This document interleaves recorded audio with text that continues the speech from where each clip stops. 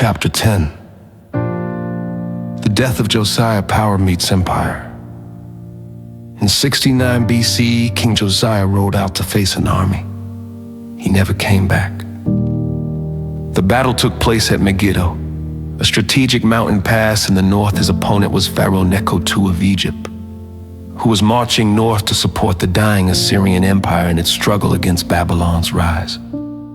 Josiah wasn't the target, he just got in the way. He died in the valley, his body carried home by wagon wrapped in silence and blood as rain. His reforms and his vision of covenantal order ended on foreign steel, a theologically inconvenient death.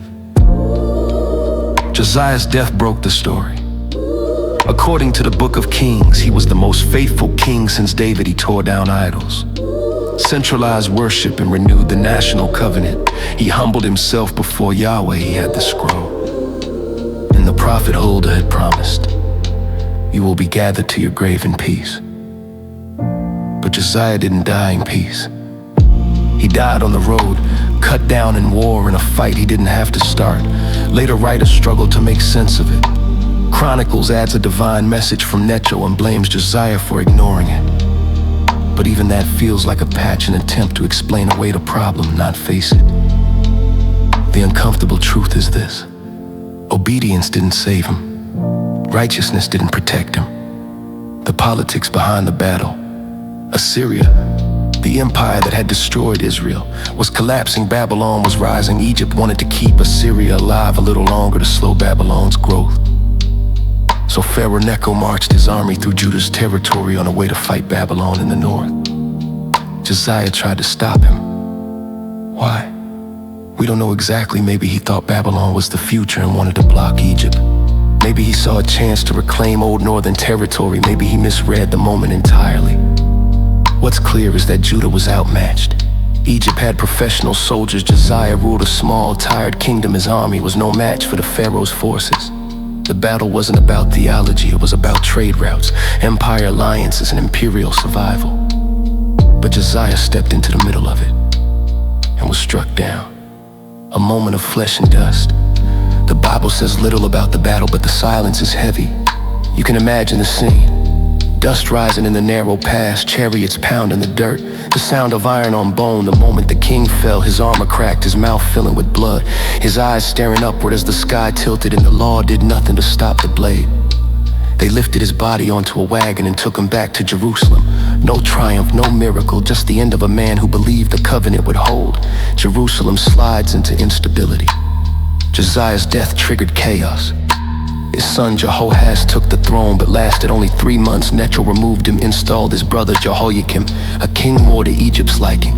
Jehoiakim ruled under foreign pressure, first from Egypt and Babylon. He taxed the people, ignored the scroll, and eventually rebelled against Babylon. Babylon responded with siege. Within 20 years, Jerusalem would fall, the temple would burn, the leaders would be dragged into exile. Josiah's one God, one law, one altar vision collapsed fast. His sons didn't carry it. The empire didn't care. The system broke, rewriting the meaning of his death. Josiah's end created a theological crisis. If he was righteous, why did disaster follow? The response came in the form of reinterpretation. The people were still sinful. The reform was too little, too late. The kings after Josiah failed the covenant. The exile had always been coming. The logic stayed intact. Obedience brings blessing, disobedience brings curse. If disaster came, someone must have disobeyed. Josiah's death had to be explained, not as failure of the system, but as a last mercy before the real punishment arrived. He died in peace, they insisted, even if the spear said otherwise. The scroll was never armor.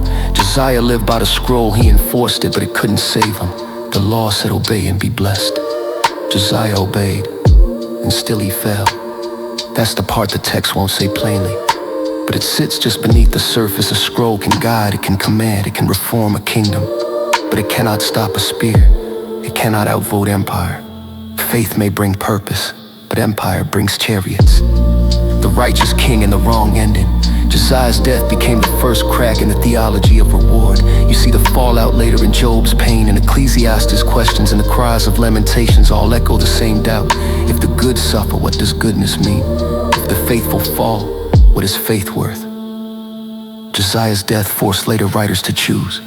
abandon the formula or double down. They doubled down, adding caveats, shifting blame, promising that final justice was still on the way.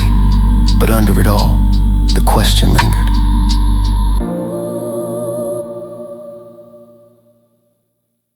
The empire returns. Josiah's fall marks the end of Judah's independence. After him, kings of vassals worship as watch taxes flow to foreign capitals. The scroll stays, but the crown is borrowed. The Bible doesn't end here, but sovereignty does. Everything after is written by people under occupation. First Babylon, then Persia, then Greece, then Rome. Josiah was the last king who thought the covenant might hold the kingdom together.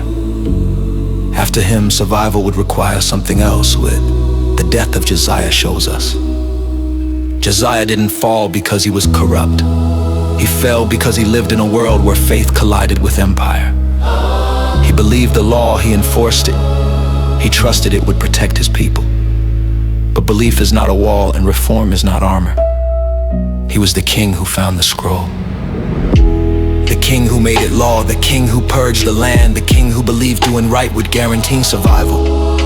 And he died anyway, struck down in a foreigner's war on the wrong road under the wrong sky with no prophet there to explain. Faith may form nations, but empire redraws the lines.